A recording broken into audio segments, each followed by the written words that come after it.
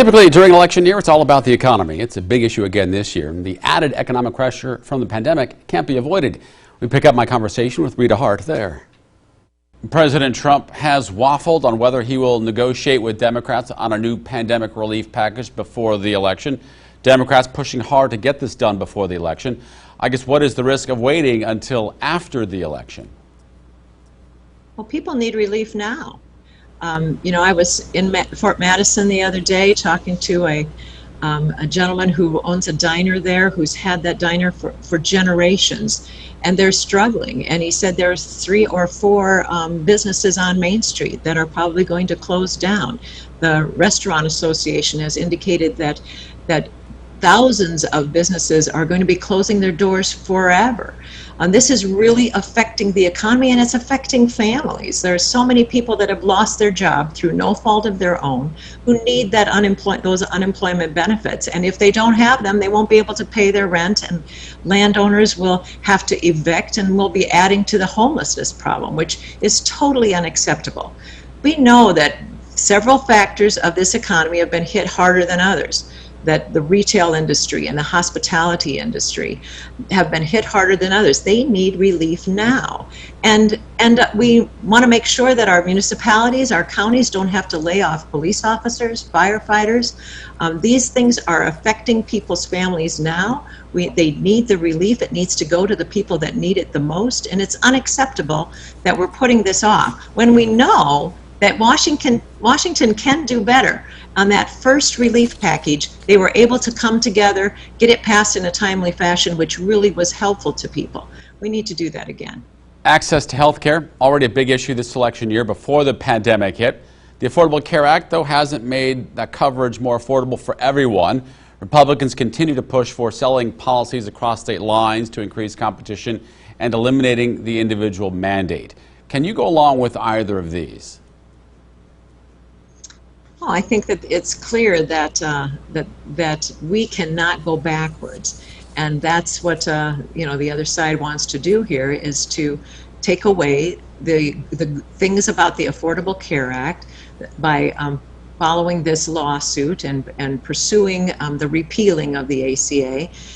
That puts millions of people out without insurance. And so we just simply cannot go backwards. What we need to be doing is working with people on both sides of the aisle to improve what we have. That's the thing that makes the most sense to me, is that yes, we have work to do here. We need to make things more affordable. It's what I've been hearing from people all along, that their premiums are too high, their co-pays are too high, their deductibles are too high, and the cost of prescription drugs are too high. So we need to be working to find common ground on the things that actually will make a difference for families. And that, I think, is obvious that we could start with prescription drugs. There's agreement on both sides of the aisle that we should allow Medicare to negotiate for lower prices. We need to be, I think we can find common ground around making sure that people understand the billing process. Right now, it's so impossible to navigate how much things are going to cost. And I think if we were able to do that, that would lower the cost. My husband had a knee surgery a while back, and it took me so many phone calls and so much time to try to figure out what that bill was all about and understand what this one line item was, which turned out to be a piece of equipment that he never received. It shouldn't take that much time and energy and confusion. So we need to get some transparency in the system so we can drive those costs down. And again, I think we can find agreement. Across party lines to get that done. Those are the kinds of things that we need to be going after as soon as possible to improve the affordability and the accessibility. Now, you took some heat for supporting a bill in the state Senate that gave the okay to Farm Bureau health plans. They were supposed to be cheaper, but they didn't necessarily protect people with pre-existing conditions. You say you did it to go along with your constituents. So why should members of your own party think you wouldn't make the same sacrifice if elected to Congress? Jim, you're breaking up on me. Well, this is relating to the Farm Bureau health Jim, plan. I'm sorry that I've lost your question, but I'll go ahead and answer it because I think I understand where it's going. I hope you can hear me. I see that my internet connection is unstable. So your question has to do with the criticism I'm getting on some of these negative ads about a program that I crossed party lines to vote for. I find that criticism to be pretty hypocritical because this was a bill that was specifically geared that actually that I voted for because it was good for my constituents.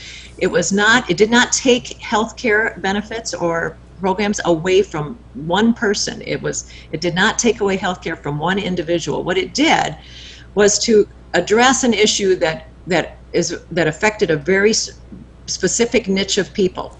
People who are self-employed, farmers who did not qualify for the subsidies on the exchange, but don't make enough money to afford those expensive premiums. And so the Farm Bureau offered this program that fit that niche, and it was considered a short-term solution. I crossed party lines to vote for it because it was good for my constituents. And it's very hypocritical, I think, when every Republican under the dome voted for that bill and it was signed by a Republican governor, that now I'm receiving criticism for it. And it's a program that exists today, and it just makes me wonder, would my opponent and these people that are criticizing, would they take that program away from the people who are utilizing it right now? My conversation with Rita Hart coming up, election apprehension. What to make of the possibility we won't have final results for president on November 3rd. For the record.